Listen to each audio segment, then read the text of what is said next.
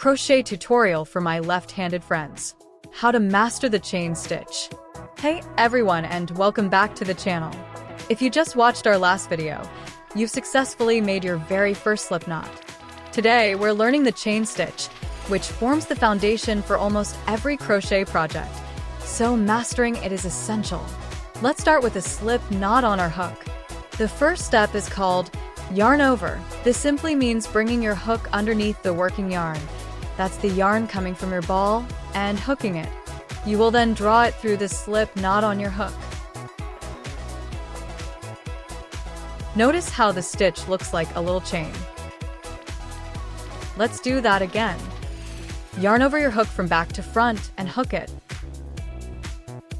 Now this is where the magic happens. Gently pull that yarn you just hooked through the loop that was already on your hook. There you have it. That's your chain stitch. Notice how a new loop has formed on your hook. That new loop becomes the starting point for your next chain stitch. Now practice making a few chains on your own until you are comfortable with it. Thanks so much for watching, and happy crocheting. I'll see you in the next video. Really making fabric. Learning the single crochet stitch. For more left-hand tutorials, go to my YouTube channel, Sharon Santorum 4205.